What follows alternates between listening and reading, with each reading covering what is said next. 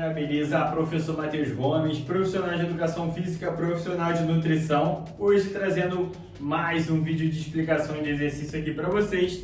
Dessa vez vou estar explicando para vocês como executar o tríceps unilateral na polia, né?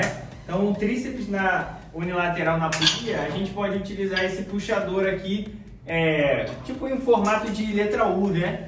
Esse puxador que a gente utiliza na polia, tá? Então esse, como o próprio nome diz, é um exercício para o tríceps braquial, que é a parte de trás aqui do braço, né? Então esse trabalha aquele músculo famosinho do tchauzinho, que muita gente quer dar uma fortalecida, tá? Então, primeiramente, então, entender qual o músculo que trabalha, é o que eu comentei com vocês agora, e agora como executar da forma correta. Esse é bem simples, tá? Primeira coisa que a gente precisa prestar atenção é nos pés, né? Tudo se começa ali com uma base certa, né? A base forte para você estar fazendo da forma correta. Então a base, o ideal é você pisar com os dois pés na mesma linha do seu quadril, né? O joelho pode dobrar um pouquinho, né? Não agachar, né? Mas flexionar um pouquinho o joelho. O quadril meio que dá uma encaixada. Abdômen um pouco contraído aqui, né? Mantendo uma certa contração do abdômen. Né? O peitoral, você manter um pouquinho estufado para você manter a coluna reta, né? Não ficar fazendo aqui com a coluna torta. Então mantenha o peitoral estufado para manter uma coluna reta, né? E aí pronto, então aí você está nessa posição. Os pés, joelho, quadril, coluna reta, né? Peitoral estufado. O olhar sempre no horizonte. Evitar ficar fazendo exercício, torcendo muito o pescoço ali para deixar o músculo, digamos assim, a coluna retinha, né, para você não dar nenhuma contratura, nenhuma torção ali diferente, tá?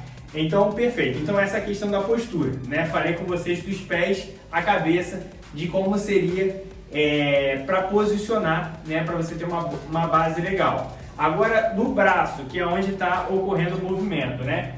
Primeiramente, se segura aqui o puxador com uma das mãos, mantendo. Primeira coisa que eu vou comentar com vocês, do punho, mantendo o punho alinhado com o antebraço, mantendo o punho reto, né? Que às vezes a pessoa solta o punho, fica com o punho torto aqui fazendo exercício, aí já não é legal. Nem deixando muito para baixo aqui fazendo o exercício.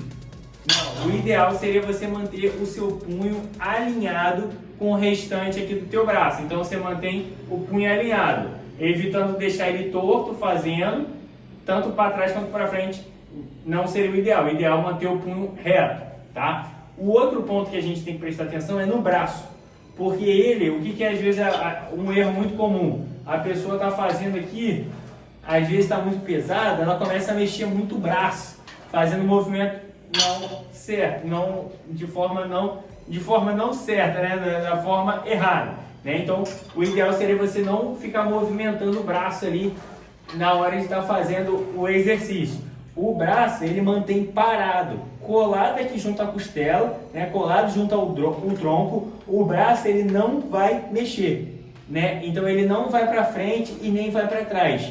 Ele fica parado, estabilizado, não mexe. O que vai mexer é a articulação do seu cotovelo e o seu antebraço, que vai mexer para baixo e para cima, né? Então o restante do corpo fica todo estabilizado, parado ali. Então você parou aqui, e aí você vai fazer um movimento, no caso aqui, só do cotovelo e do antebraço, tá? Então, no caso, o braço, digamos assim, a posição é o mais importante. É o braço você manter parado, estabilizado, né? Então, estabiliza isso, né? Comentei do punho. E outra questão que o pessoal às vezes fica com dúvida. Às vezes o pessoal faz muito curtinho, um erro muito comum. Às vezes tá pesado, aí a pessoa faz um movimento muito curtinho aqui. Também não seria ideal, o ideal seria fazer sempre um movimento amplo, ter um bom trabalho muscular, uma boa amplitude de movimento. Então o movimento você flexionar o seu cotovelo e estender o seu cotovelo. Então uma flexão e extensão de cotovelo, né? Até onde descer? Você pode descer fazendo uma contração, digamos assim, não batendo no limite da articulação, não ficar batendo no máximo, que aí pode forçar um pouquinho seu cotovelo. Você pode flexionar o seu cotovelo e estender quase tudo e depois alonga de novo. Estende quase tudo e depois dobra de novo. né? Então não precisa ir até o limite da sua articulação. Chegou aqui uma semiflexão do cotovelo, já tá legal. Alonga, pode alongar até 90 graus ou passar um pouquinho de 90 graus, né? 90 graus é a ponta de um quadrado. Então, formando esse ângulo de 90 graus já tá bom. Você já pode estender o braço novamente, mas pode passar também um pouquinho de 90 graus para dar um bom alongamento do músculo e aumentar a amplitude do movimento. Então também o ideal é aquilo, né? Como eu falei para vocês, o ideal é você, no caso, não mexer o cotovelo, então não precisa subir. Eu já vi também o pessoal soltando o peso lá na frente e esticando, soltando lá e esticando. Não. Então você vem até um pouquinho acima de 90 e já estica de novo, tá?